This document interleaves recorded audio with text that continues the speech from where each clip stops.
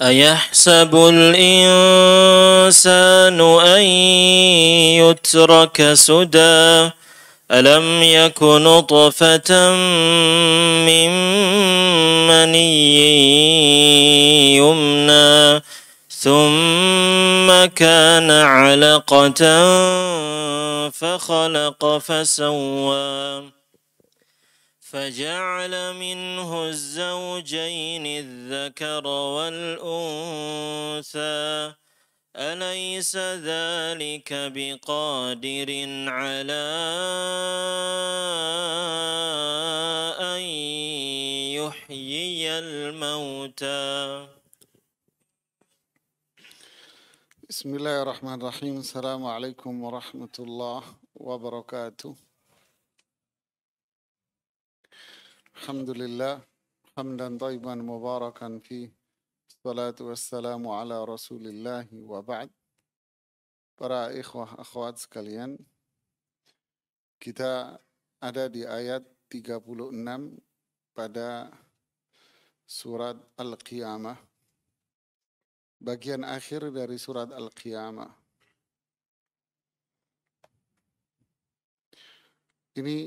Surat ini luar biasa makna dan kandungannya. Saya mencoba untuk mempelajari lebih dalam lagi makna dari ayat ini. Kalau boleh saya ngasih judul dalam sebuah kajian. Apakah hidup ini sesuka kita, jemaah? Apakah kita hidup ini semau kita sendiri? Ayahsabul insanu ayyutraka suda. Apakah manusia itu mengira bahwa dia hidup di dunia ini dibiarkan begitu saja sama Allah? Jadi apakah kita ini hidup semau gue, sesuka kita sendiri? Kalau bahasa kasarnya apa? Semau bodongnya aja, jemaah. Na'udzubillah. Ayahsabul insanu ayyudraka suda. Ayahsab, apakah? Yahsabu, mengira. Al-insanu, manusia. Yutrak, kalimat pasif. Dibiarkan. Sudah. Begitu saja hidup ini. Hanya bersenang-senang saja. Hanya main-main saja. Sesuka Anda, terserah Anda. Saya mencoba untuk mendalami lebih dari ayat ini.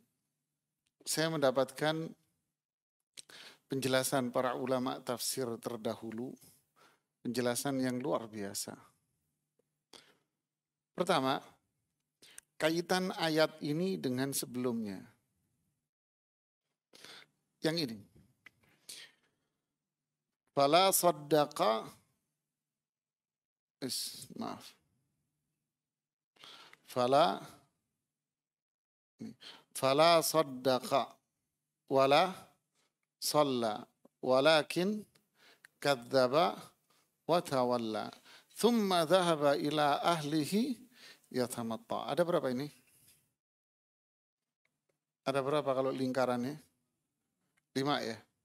Fala saddaq, tidak beriman, tidak bertauhid. Wala shalla berarti tidak sholat. Maksudnya tidak sholat ini apa? Tidak melakukan ibadah. Kadzab berarti apa? Mendustakan apa yang Allah wahyukan, yang Rasulullah SAW wahyukan, dia dustakan. Tawalla berarti apa? Berpaling dari semua perintah Allah dan Rasulnya, nggak mau. Akhirnya hidupnya penuh dengan apa? Ini goalnya ini. Ya. Ini goalnya ini jamaah. Ya. Ini hasilnya. Hasilnya apa? Yatamatta. Yatamatta itu apa? Al-mutaiti, kata Ibnu Qayyim, sombong. Ini orang sombong nih. Ini hasilnya. Sombong itu apa? Kata Rasulullah SAW apa sombong? Raddul haqqi raddul haqq wa ghamtun nas. Menolak kebenaran dan merendahkan orang. Lihat, berarti semua ini nomor 1 sampai 4 ini intinya apa? Menolak kebenaran dia. Dia nolak kebenaran. Lalu menganggap dialah the best. Sehingga orang lain itu rendah. Oke, ini yang di atasnya. Kemudian Allah mengatakan ayah sabul insan. Apakah manusia itu mengira? Imam Al-Bukhari mengatakan, yang wafat tahun 440-an. Mengatakan demikian. Lamma kana hadha fi'lu man a'rada 'anillahi aslan. Ketika ini adalah perbuatan mereka yang berpaling dari Allah. Nyambung? Nyambung? Ketika ini perbuatan orang yang berpaling dari Allah. Berarti siapa yang berpaling dari Allah? Ini 4 sifat 5 ini. Inilah orang yang berpaling dari Allah. Ya, aslan, inilah watak mereka yang asli. Lalu apa yang terjadi? Ketika ini perbuatan mereka, lam yakhtur syai'an min 'azamatihi ala bali. Di otak dia, di otak tipe manusia yang begini, tidak terbersit sama sekali keagungan dan kebesaran Allah. Na'udzubillah. Enggak tauhid, enggak sholat, enggak ini, puasa enggak, sholat enggak, zakat kagak, hukum-hukum ditolak, syahwat, hawa nafsu. Orang yang kayak begini di otaknya dia, di pikirannya tidak ada sama sekali tentang keagungan dan kebesaran Allah. Paham ya sampai sini? Fakana dhannan annahu muhmil la malik lahu. Untuk itu dia mengira bahwa dia hidup ini tidak ada yang mengendalikan. Kayak layang-layang putus semau dia. Dia mengira akhirnya hidup ini terserah saya dong. Lo mau ngatur gue. Sok ngatur kamu. La malik lahu. Enggak ada yang memiliki dirinya. Berarti yang memiliki dirinya siapa? Hawa nafsunya. Wa annahu huwa sayyid. Dialah yang berkuasa pada dirinya. La ubudiyya alaih. Dia tidak ada ibadah sama Allah sama sekali. La yu'mar wa la yunha. Dia merasa dirinya tidak ada yang menyuruh dan gak ada yang melarang. Jangan nyuruh-nyuruh gue, jangan nyuruh-nyuruh saya. Kamu siapa nyuruh-nyuruh saya? Jangan ngelarang-ngelarang saya, sok suci kamu. Bener enggak?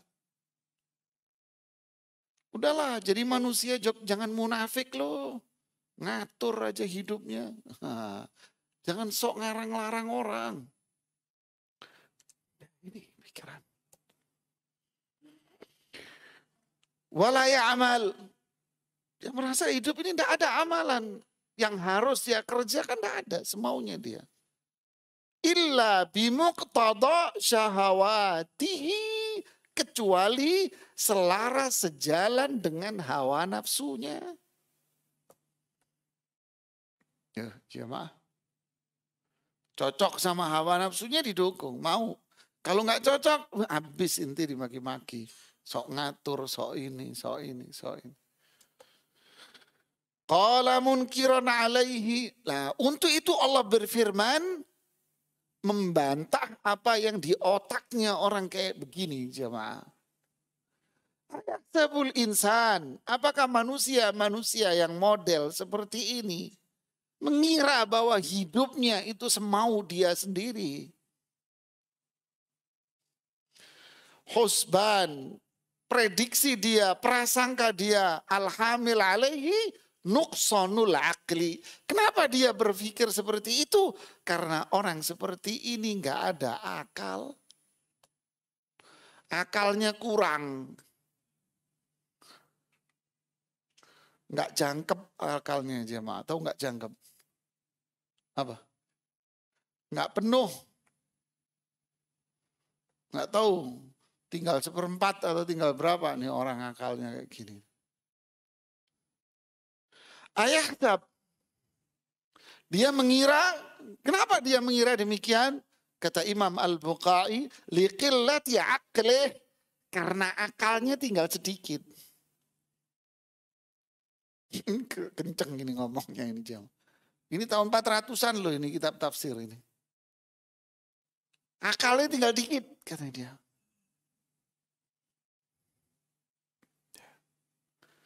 Nama tafsirnya Nazmud Durar. Makanya Allah mengatakan ini. Lalu saya sambung dengan omongan Ibnu Katsir. Ayahsabul insan ayutraka sudah, kata Ibnu Katsir apa? Laisa yutrak fi hadhihi dunya muhmalan. Manusia tidak akan dibiarkan begitu aja oleh Allah. Tanpa ada perintah dan tanpa ada larangan di dunia. Di alam kubur, dia pun tidak akan didiamkan begitu saja setelah dia mati. Di akhirat, manusia juga tidak akan didiamkan hancur begitu saja. Tetapi Allah akan bangkitkan dia dari kuburnya. Bal huwa ma'murun manhiyun fid dunya. Di dunia, dia memiliki perintah-perintah dari Allah dan Rasulnya yang harus dia kerjakan. Dan ada larangan-larangan dari Allah dan Rasulnya yang harus dia tinggalkan. Mahsyurun ilallah fid daril akhirah. Di akhirat, dia akan dikumpulkan oleh Allah di padang mahsyar nanti. Inilah maksud ayat ini jemaah. Berarti apa ini? Berarti ayat ini isinya apa? Berarti ayat ini isinya adalah istifham inkari, kata para ulama. Apa itu? Pengingkaran. Dan taubih, menjelaskan keburukan dan kerusakan pola berpikir mereka itu. Faham? Faham? Lihat aja jemaah. Jadi orang-orang yang seperti itu punya pikiran seperti ini karena apa? Kenapa? Koplak otaknya jemaah. Nuqsanul akal, akalnya kurang. Kenapa akalnya kurang? Itu tadi, enggak ada iman tauhid, enggak ada ketaatan kepada Allah, bahkan dia jauh dari syariat Allah yang melahirkan hidup di dunia penuh dengan kesombongan. Sehingga dia merasa apa hidup ini? Terserah saya dong. Ikut ngatur aja kamu. Sok tahu kamu tentang akhirat. Dan seterusnya lah. Lalu Allah memberikan penjelasan di ayat ini bahwa apa? Apa yang ada di dalam pikiran mereka itu adalah sebuah kesesatan. Sehingga ayat ini difirmankan oleh Allah sebagai apa? Bantahan kepada mereka. Allah membantah mereka, menyadarkan mereka. Sadar bahwa manusia ini hidup diciptakan oleh Allah bukan untuk mengikuti hawa nafsu kamu. Bukan untuk mengikuti apa yang ada di dalam otak kamu. Tapi manusia ini hidup membawa apa? perintah, larangan dari Allah dan Rasulnya. Kewajiban kita adalah kamalul khudu' ma' kamalit ta'zim. Kata Imam Ibnu Qayyim apa? Kesempurnaan dalam pengagungan kita kepada Allah yaitu tauhid, dan kesempurnaan kita dalam ketaatan, kepatuhan kepada Allah dan Rasulnya. Ingat, ini loh manusia, bukan semaunya kamu.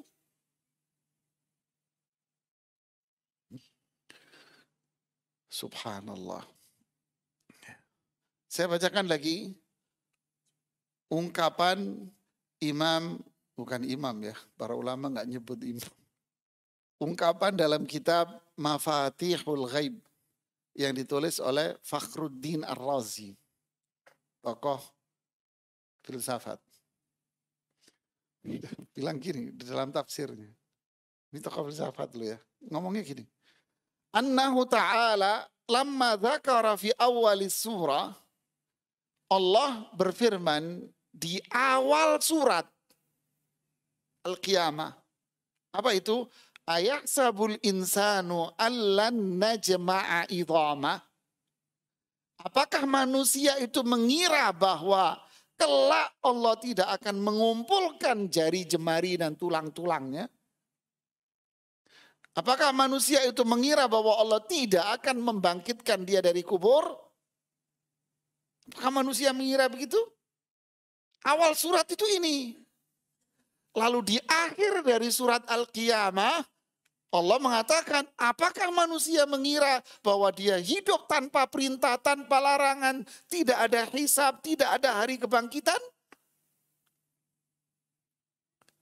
Maksudnya apa? Ini selaras.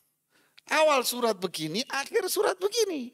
Artinya apa? Inilah yang terjadi pada manusia-manusia yang tidak beriman kepada Allah.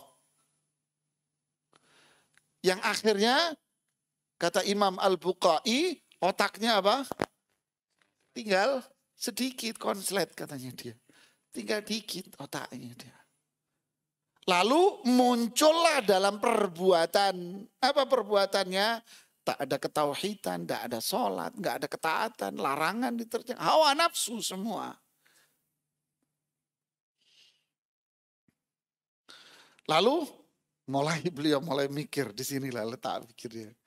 Anna i'ta'al qudra wal ala wal aql. Allah mengaruniakan kepada manusia kemampuan. Allah memberikan kepada manusia itu alat fisik dan sebagainya ini, fisik ini. Dan Allah memberikan kepada manusia akal biduni taklif wal amr, tanpa ada perintah dari Allah apapun, tanpa ada larangan. Yaqtadi kaunahu ta'ala radiyan biqaba'ihil af'al. Berarti menurut prasangka Anda tadi itu, berarti Allah itu ridho atas kemungkaran, kekufuran, kesyirikan, keburukan-keburukan yang terjadi. Berarti Allah ridho dong. Paham tidak? Paham enggak paham? Enggak paham ya? Kan mereka berpikir bahwa hidup ini semau saya. Kan gitu kan? Terserah saya dong. Hawa nafsu. Sehingga apa? Maksiat semuanya. Kagak kenal sholat, kagak kenal ibadah, tidak ada ketaatan, tidak kenal. Maksiat hidupnya. Apa penyebabnya? Karena dia tidak pikir bahwa dia bakal mati dan bakal hidup kembali setelah kematian untuk dihisab. Dia nggak pikir itu, jamaah. Nggak ada di pikirannya dia itu, sama sekali nggak ada. Makanya otaknya tinggal dikit. Paham? Sehingga dia mengira itu. Nah, Fakhruddin Ar-Razi mengatakan, coba kalian renungi. Kamu memiliki kekuatan nggak dalam tubuhmu? Punya nggak kita kekuatan? Punya kan? Punya. Terus kita punya anggota tubuh nggak? Perangkat nggak untuk melakukan kekuatan itu? Punya tangan, kita gunakan untuk kaki dan sebagainya untuk mewujudkan apa? Kekuatan ini. Lalu punya akal nggak? Punya kan? Punya. Siapa yang ngasih? Allah. Apa iya Allah ngasih kamu semuanya itu, kemudian Anda tidak dikasih perintah dan larangan? Konslet jamaah. Paham tidak? Konslet kan, bener kan? Konslet. Qillatul akal. Ini bukan saya loh yang ngomong ya. Wadzalika la yaliku bihikmatihi. Ini nggak mungkin terjadi pada Allah. Kenapa? Karena Allah itu punya nama Hakim. Berarti sifat Allah apa? Hikmah, bijaksana. Mas, yang sopan mas. Kaosmu tutup.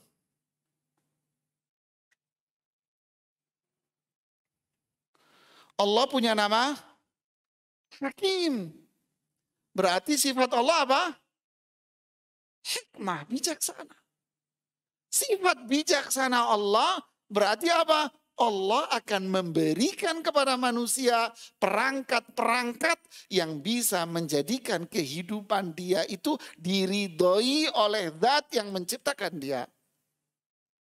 Apa itu? Fisik, alam, dan hukum syariat berupa perintah dan pasti. Nah, kalau Allah memberikan kepada kalian alam semesta dan fisik, terus Allah tidak memberikan kepada kalian perintah dan larangan. Oh, koplak bener ini. Konslet ini. Paham ya? Nggak mungkin lah. Fa'idzan la budda minat taklif. Jika demikian harus adanya perintah dan larangan. At-taklif la yahsun wa la yalik bil karimir rahman illa idza kana hunaka darus thawab wal ba'thi wal qiyamah.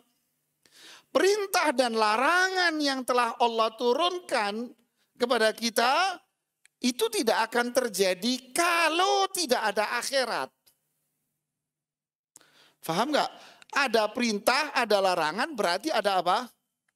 Ada akhirat. Sebagai apa? Balasan. Inilah balasan dari perintah dan larangan itu.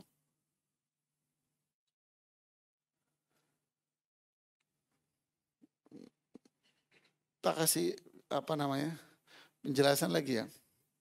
Ini komentar Imam Al-Baydawi yang dikenal di pesantren-pesantren Indonesia, Tafsir Baydawi. Ya. Beliau wafat tahun berapa ini? Enggak hafal jemaah. Imam Baydawi wafat tahun 685. Lama-lama ini tafsirnya. Kalau Imam Al-Bukhari 885. Kalau Fakhruddin Ar-Razi dalam Mafatihul Ghaib wafat tahun 606 Hijriah. Ini dulu ini. Oke, kita balik ke sini ya. Imam Al-Baydawi bilang apa? Ayahsabul insanu ayyutraka suda. Bila bilang apa? Muhmalan la yukallaf wa la yujaza.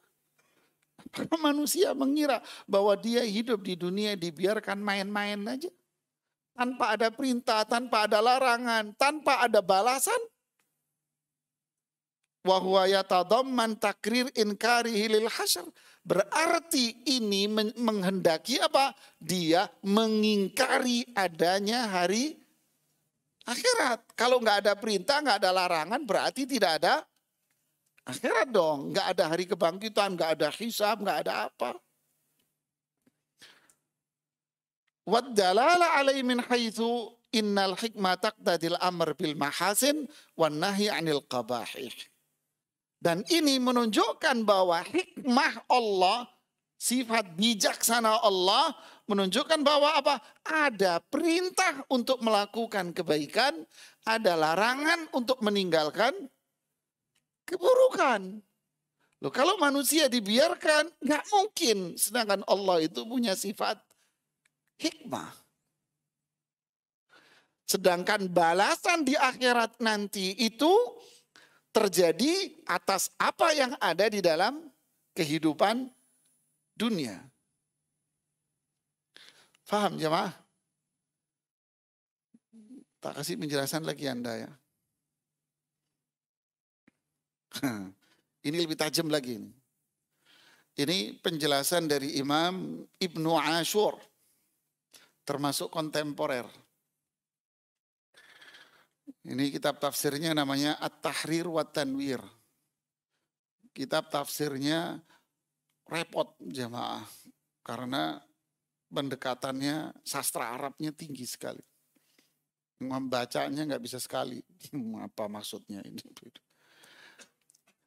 Oke, bila bilang gini, apa yang dimaksud dengan kata ini? Boleh lihat sampai kata ditelaah. Ayaksabul insan, apakah manusia itu yaksab? Apa? Mengira. Oke, ini an yutrok. Lihat di sini ada kata apa? Yutrok. Nah, yutrok ini kalimat pasif yang artinya apa?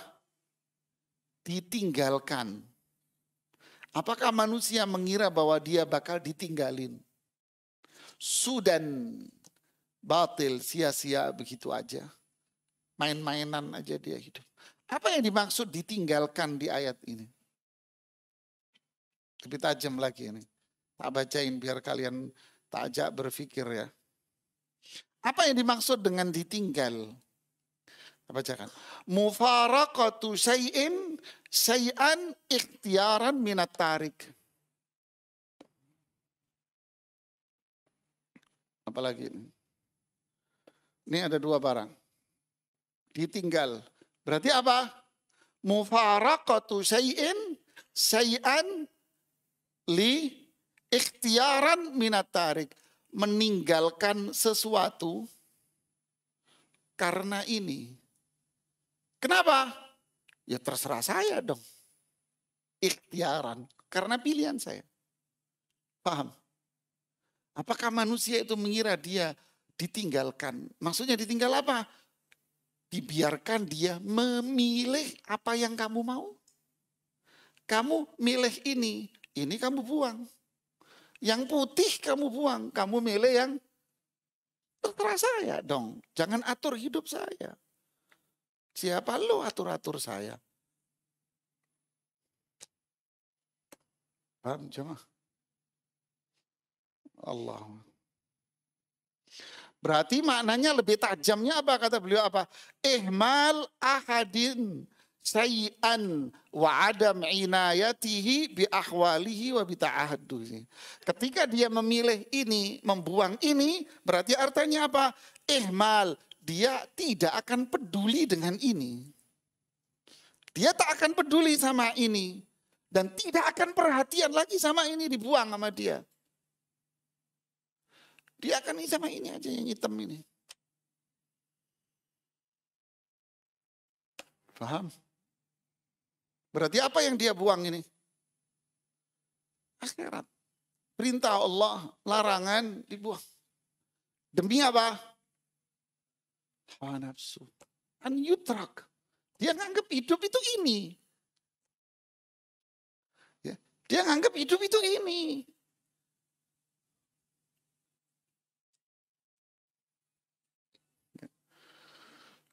Saya pernah cerita di satu majelis pengajian. Saya naik motor isi bensin. Panjang namanya pagi-pagi ya. Ada orang datang, saya kasihan daripada dia ngantri lama kan. Mas, ke sebelah sana kosong. Marah dia. Anda ini hidup ngatur orang teriak-teriak. Diem saya. Oh, apa salah saya? Yang lain pada ngeliatin aja. Saya samperin, saya deketin. Mas, sholat subuh enggak tadi mas? Kamu nggak sholat subuh ya? Saya gituin sambil senyum saya. Ketawa itu motor-motor yang di situ. Kamu nggak sholat subuh ya? Otakmu banyak setannya mas. Melotot dia. Mau bantah bingung dia namanya. Itu yang ngisi bensin ketawa, nampil nunduk, dia ketakutan. Begitulah manusia. Lihat hidupnya. Tapi kalau urusan syahwat, hawa nafsu, mau dia diatur. Kerja di kantor, diatur dengan peraturan ini oleh perusahaan kantor. Mau nggak?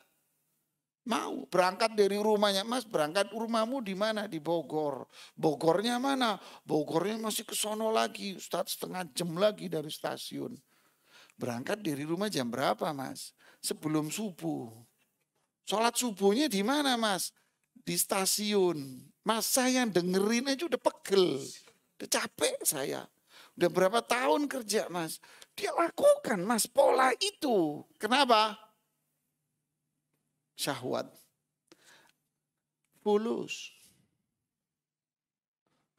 Lihat, ini menjelaskan para ulama. An yutroka sudah. Dia nganggap hidupnya ini dibiarin. Itu apa? Meleh. Apa yang dia suka.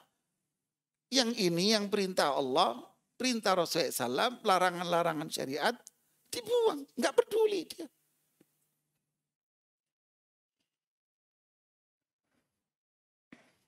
Lalu Allah bilang gini. Nah, terakhir Allah bilang gini jamaah. Salah. Nah, ayat yang 37 sampai ke bawah, ini apa? Menyadarkan manusia-manusia yang begini ini. Allah berusaha menyadarkan dia. Sadar, Mas, sadar. Apa itu? Alam yakun nutfatan min maniyin yumna. Sadar, bangun dari sombongmu, jangan sombong. Jangan sombong. Kenapa? Alam yakun nutfatan. Tahu nutfah, Mas? Tahu nutfah? Nutfah. Itu para ahli tafsir bilang apa? Air mani yang jumlahnya cuma setetes. Tes. Itu kamu dari ini, Mas. Min maniyin nutfah. Sesuatu yang kecil sedikit, setetes. Apa itu? Maniyin, air mani. Yumna, yang dikeluarkan. Kamu itu setetes air mani yang hina. Summa kana alaqatan. Setelah kamu dari air mani kecil dikit ini, kamu jadi darah. Sadar. Sombong amat loh. Lihat. Fakhalaqa fasawwa. Lalu Allah yang menyempurnakan visi kamu. Lihat ini fasawwa. Allah yang menyempurnakan fisikmu seperti ini Allah. Faja'ala minhu, lalu Allah jadikan darinya. Ayo. Minhu, darinya. Apa itu? Ada laki, ada perempuan. Sadar, Mas. Kok sombong kamu? Siapa yang bikin ini? Allah yang nyiptain kamu dari mani. Terus darah kamu, terus daging kamu, terus Allah yang meniup, terus Allah yang menyempurnakan kamu. Kok kamu jadi begini? Alaysa dzalika biqadirin ala an yuhyiyal mauta? Tidakkah Allah itu mampu? Qadir, maha kuasa, mampu. Untuk apa? Menghidupkan yang mati. Ya mampulah. Berarti mati ada kan? Ada. Sebelumnya ada apa tidak ada? Enggak ada aja bisa, apalagi yang ada dijadikan ada lagi. Biqadir. Allah mampu, sadar Mas, sadar. Subhanallah. Kata Imam Syangqiti di tafsir Adwaul Bayan bilang gini. Lau aqarra bil ba'thi, andai dia beriman dengan adanya hari kebangkitan, pasti dia akan beriman bahwa manusia akan dihisab oleh Allah. Dan dia akan percaya bahwa dia akan ditanya sama Allah, dihisab nanti. Wa alima annahu lam yukhlaq abathan. Saat itu dia yakin bahwa dia hidup bukan semau lo sendiri. Tapi Anda hidup untuk taat sama perintah Allah dan Rasulnya. Walan yutrak sudah. Bukan ikuti hawa nafsu kamu dan sesuka Anda. Tapi kata Imam Syangkiti, ketika dia mengingkari hari akhir, atau tidak ada di otak dia sama sekali bahwa dia bakal dibangkitkan dari kubur, ada alam kubur, bangkit dari kubur, tidak ada itu di otak dia, maka saat itu dia mengira bahwa hidup ini sesuka saya sendiri. Bahwa hidup ini sesuka saya, semau saya. Untuk itu Allah mengingatkan dia dari apa? Dari asal penciptaan kamu, Mas. Ini loh asal penciptaan kamu. Sadar bahwa Allah itu jika mampu menciptakan Anda dari ini, maka Allah akan mampu membangkitkan Anda dari kubur. Ini ucapan Imam. Siapa tadi? Tak sebutin lagi omongan Imam Al-Bukhari tadi yang dibilang apa? Tinggal dikit itu konslet tadi, tinggal dikit. Bilang gini lagi. La yajuzu fi akli aqilin. Tidak akan mungkin ada di otak orang yang punya otak. Duh, tajam beliau kalau ngomong jamaah. Fi akli aqilin. Di otak orang yang berotak tidak akan ada. Apa itu? Bahwa seorang yang membuat sesuatu pakai logika beliau, membuat sesuatu, lalu apa yang dia buat ini dibiarkan begitu saja. Nggak ada orang berakal begini. Ada nggak? Inti bikin sesuatu terus inti geletakin, ada? Nggak mungkin. Anda akan jaga, Anda akan rawat, Anda akan pelihara, dikiniin, dikasih aliran listrik, dikasih begini, dikasih macam-macam. Subhanallah ya. Fakaifa bi ahkamil hakimin. Bagaimana ini apa? Ini lebih utama lagi pada zat yang memiliki sifat hikmah. Lu kita aja nggak mungkin. Apalagi Allah yang memiliki sifat hikmah. Orang berakal yang punya akal gak akan mikir ini.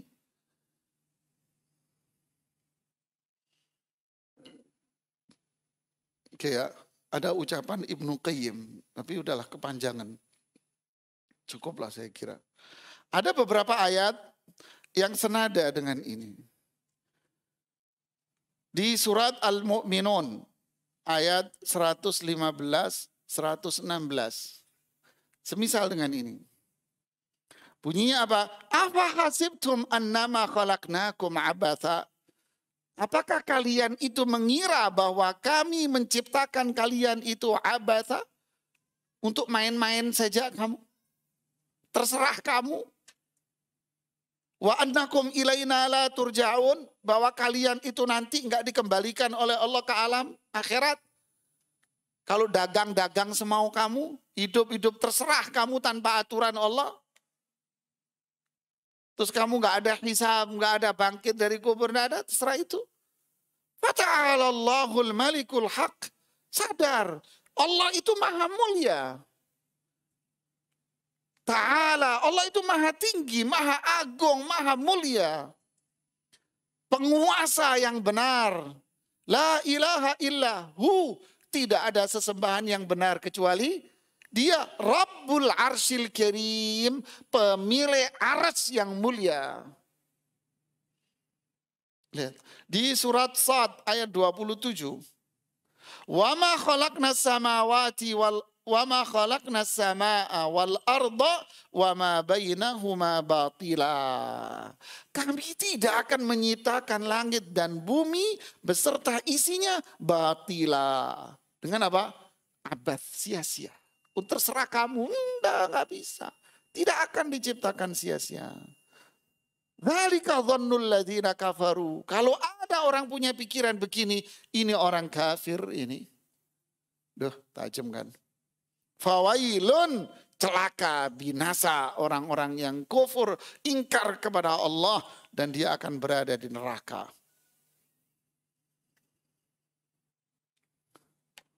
Ya, kita dengarkan azan dulu.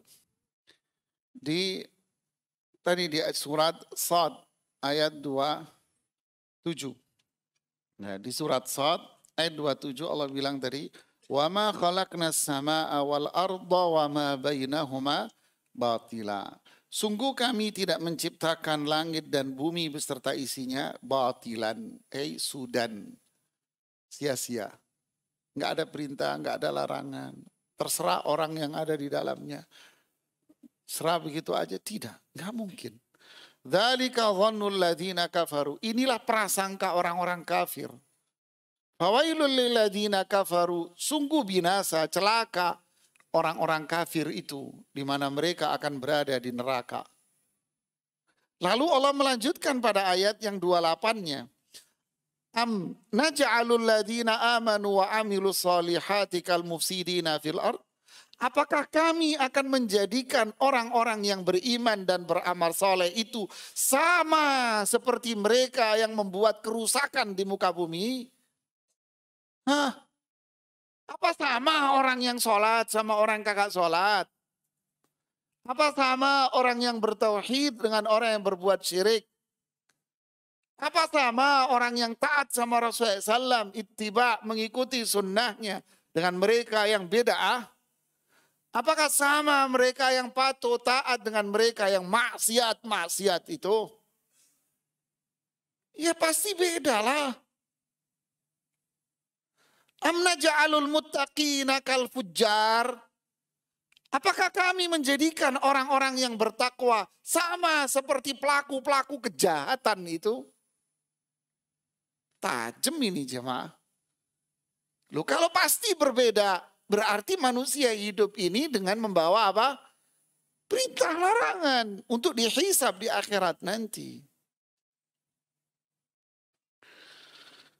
Subhanallah. Kemudian dari sisi hadis disebutkan hadis Abu Barzakh Al-Aslami diriwayatkan oleh Imam Tirmidzi dan riwayat Imam Ad-Darimi dengan hadis yang sahih. Rasulullah SAW bersabda, "La tazulu qadama 'abdin yaumal qiyamah." Sungguh kedua kaki seorang hamba tidak akan bisa melangkah berjalan di hari kiamat sampai yus'al ditanya tentang satu, an umrihi fima afnah, umurmu buat apa?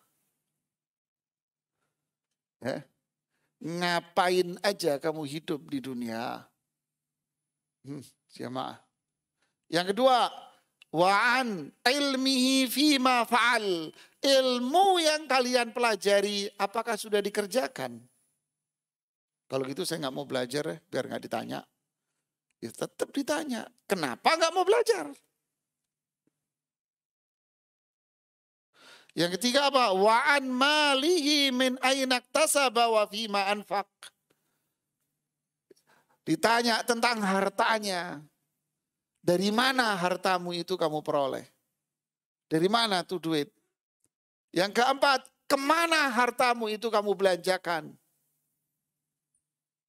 Yang kelima, wa'an jismihi fima ablah. Dan ditanya tentang tubuh yang Allah berikan kepada kamu. Kamu pakai buat apa ini tubuh? Dari muda kuat sampai tua ablah. Tahu ablah jamaah? Hah? Ablah itu artinya kisut jamaah. Astagfirullahaladzim. Dari muda kuat sampai tua kayak begini. Buat apa ini? Buat apaan? Berarti di akhirat ada apa? Ada hisab. Ada perhitungan. Kalau di akhirat ada hisab, berarti di dunia ada apa? Ada perintah, ada larangan. Makanya ada surga dan neraka. Nah, disinilah kaum liberalis itu membuang semuanya. Surga neraka itu tidak ada. Saya baca di tulisan mereka, surga neraka itu tidak ada. Surga itu hanya sebuah gambaran akan sebuah kekuatan positif agar manusia memiliki semangat menjadi manusia yang baik. Begitu juga neraka, agar mereka tidak menjadi manusia yang buruk. Malaikat itu tak ada. Malaikat itu adalah bentuk sebuah kekuatan positif pada diri orang. Tidak ada malaikat. Dibuang semua sama dia. Sehingga perintah dan larangan yang ada di dalam Al-Quran dibuang sama dia semuanya. Makanya dia bilang apa? Ini produk Arab. Ya. Ini produk apa? Produk Arab. Ini orang Arab ini semua ini. Lalu terus kita apa? Al-Quran itu harus dibuat rekonstruksi agar cocok dengan budaya masyarakat kita. Wallah jamaah. Persis dengan ayat tadi itu. Fala saddaqa wala salla walakin kadzab, mendustakan Al-Quran.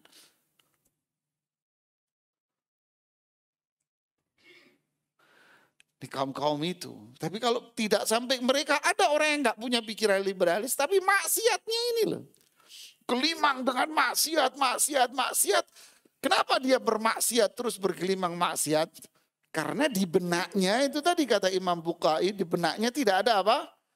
Tidak ada hari akhirat. Dia nggak tahu bahwa nanti dibangkitkan itu tidak ada. Makanya hidupnya semau gue, terserah dia. Ini model-model berbahaya dalam kehidupan jemaah. Nah inilah kewajiban kita. Jadi semua ini disebutkan di dalam Al-Quran. Untuk apa? Allah ini sayang sama manusia. Allah sayang sama manusia. Memberitahukan, menyadarkan manusia. Manusia-manusia yang dikendalikan, dibelenggu oleh syaitan. Jadilah manusia yang sadar. Kamu ini dibelenggu setan. Allah sayang sama kita. Diingatkan, ayo sebelum mati kamu sadar, tobat. Allah sayang sama kalian. Sadar, tobat, disuruh tobat kita. Kalau kita tobat, Allah akan terima. Dan bentuk sayangnya lagi Allah apa? Allah tidak langsung menyiksa mereka kok. Allah tidak langsung menyiksa mereka. Nanti di akhirat. Nanti di akhirat. Sekarang di dunia disuruh berpikir, ayo. Untuk itu kewajiban kita apa? Nasihat.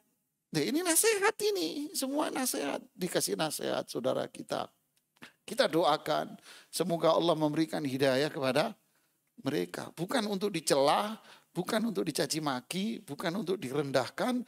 Apalagi difonis-fonis, lo yang begitu-begitu, neraka lo. Bukan. Ini ancaman Allah. Kalau mereka tidak mau ini ancaman, bukan fonis. Ini ancaman. Ya, wallahu a'lam shawab. Ini yang bisa saya sampaikan di akhir dari tafsir surat Al-Qiyamah. Kita akan lanjutkan di surat Al-Insan. Jadi akhir ini bicara tentang apa?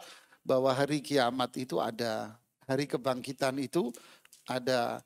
Dan menguatkan apa? Kenabian dan kerasulan Muhammad sallallahu alaihi wasallam. Terus yang ketiga apa? Menguatkan apa? Kewajiban kita untuk beriman, mengamalkan, mentaati wahyu Allah. Quran, petunjuk Rasulullah SAW wajib kita taati. Berarti maknanya apa? Jangan memperturutkan hawa nafsu. Berarti maknanya lagi apa? Hawa nafsu itu tidak akan sinkron dengan wahyu. Makanya inna nafsa la ammaratun bisu, hati-hatilah. Obatnya apa? Obatnya ayo bermuhasabah, introspeksi diri kita lah terus. Ya. Wallahu a'lam. Silahkan ada yang mau nanya. Semoga tidak ada yang nanya. Kenapa para ulama salaf melarang kita mengambil ilmu dari dai yang tidak bermanhaj salaf?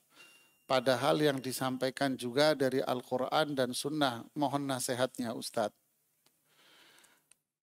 Kalau mereka menyampaikan Al-Quran dan Sunnah dengan benar, ya berarti dia pemahamannya benar, salaf.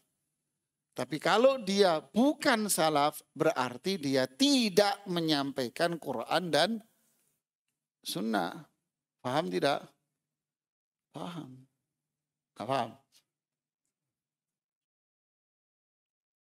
Mas, saya mau buka restoran Padang, Mas.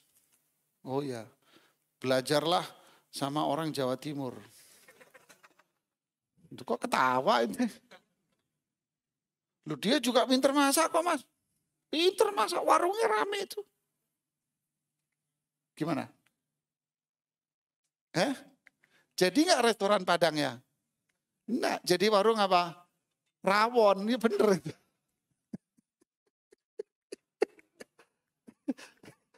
Ya, ya begitulah kira-kira, Mas. Logika sederhana kan?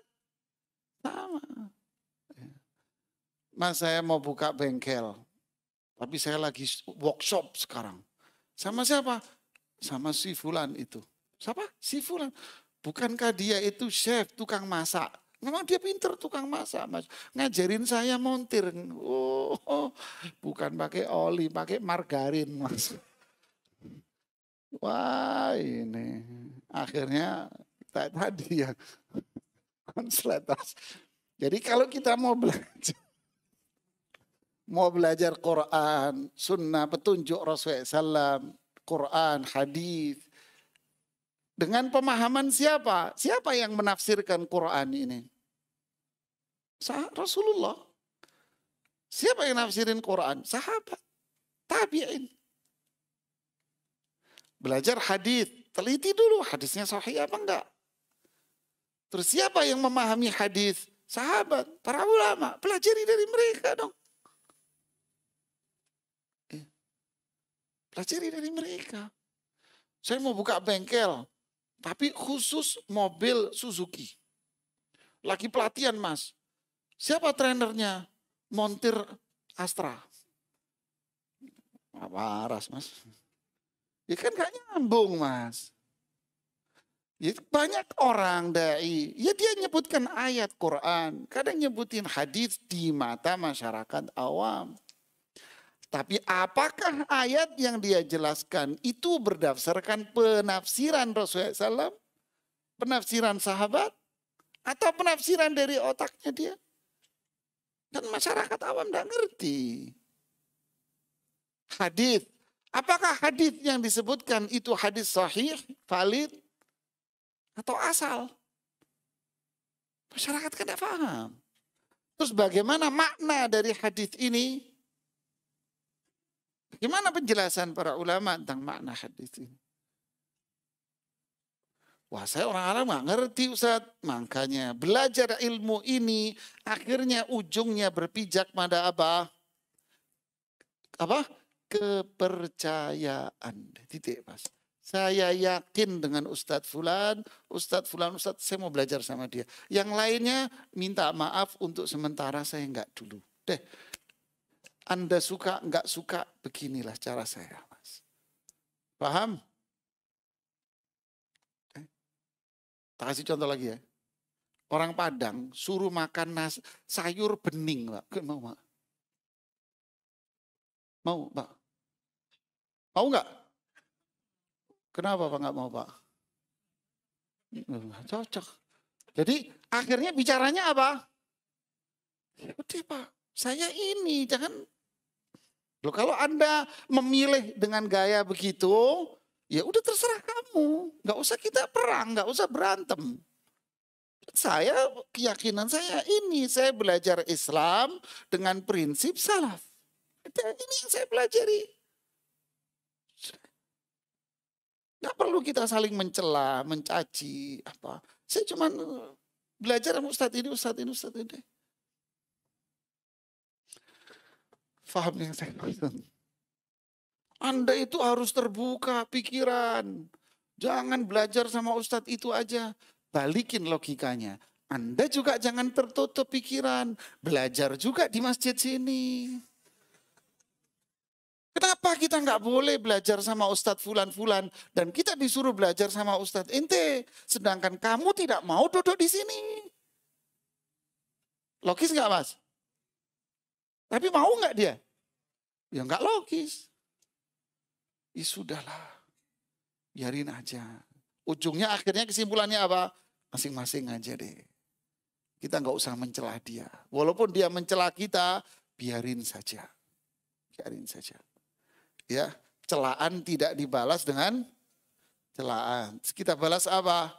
Semoga Allah ngasih hidayah kepada semuanya.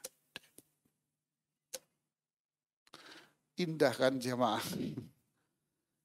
Ada lagi mau nanya? Enggak ada? Alhamdulillah. Ya, kita tutup sampai di sini. Subhanakallahumma bihamdika asyhadu an la ilaha illa anta astaghfiruka